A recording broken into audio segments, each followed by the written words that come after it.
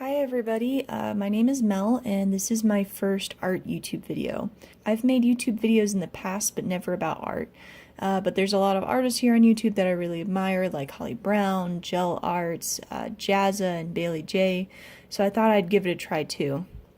So as you can see from the title of this video, I really wanted to talk about my art goals for 2018. This past year I felt really lost and conflicted, so I spent a few months just thinking about what I wanted from my art and the direction that my art will take me to help me feel fulfilled. And I realized that I have a bunch of great ideas for projects that I've been just sitting on that range from sticker ideas to comics to animation that I just never took the time to really flesh out and make something out of them. So my overall goal for this year is to just make stuff.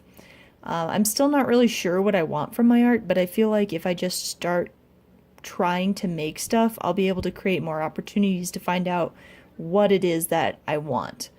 I also feel like YouTube will be a good help with that because if I can explain it to you guys what I did and didn't like or why I did something, it'll force me to actually analyze my actions and be more aware of what I'm doing.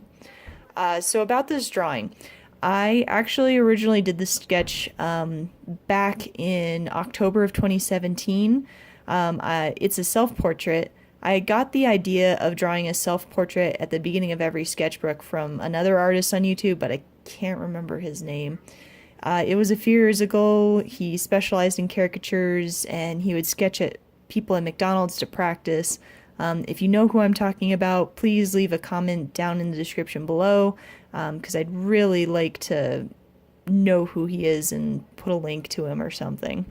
Anyways, I really liked how the sketch turned out, so I thought it would be a good opportunity to practice inking and use the Copic and touch markers that I'd not even tried out before this.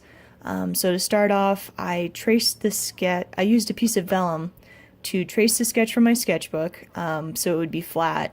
And then I taped it to my light box and traced it onto some paper from the Pentalic paper for pens pad I have.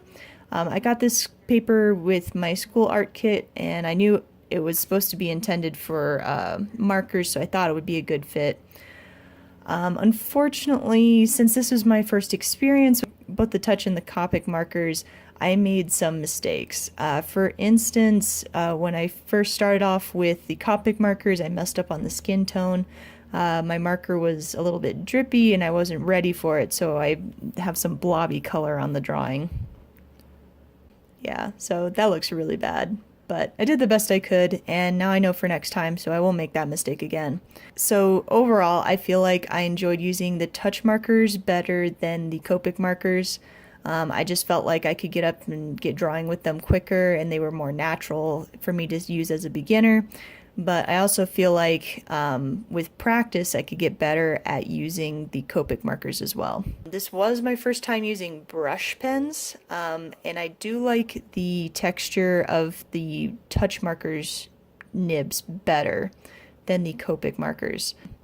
But again, I'm new to this new kind of medium, so I have some blobby parts where I went over the lines and things like that. In the future, what I think I would do is do the line art in pencil first in a similar color, and then do the coloring with the markers on top of that, and then go back and do the inking last on top of everything else. And I think that would be a little bit neater.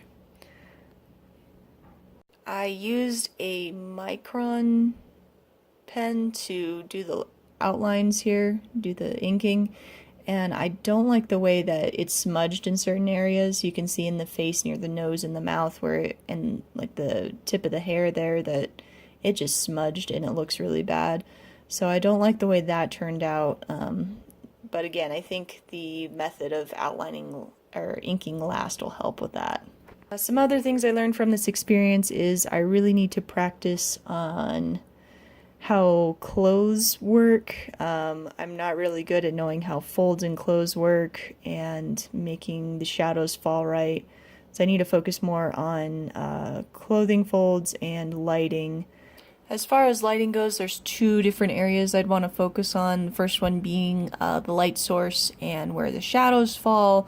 I don't feel like they're very consistent, and I don't really feel like I really understand where the shadows would end up based on where the light source is.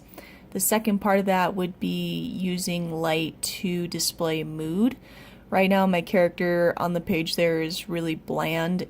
And I feel like if I used a different light color, I would be able to show a different mood in the setting, and I really want to be able to practice that a little bit more.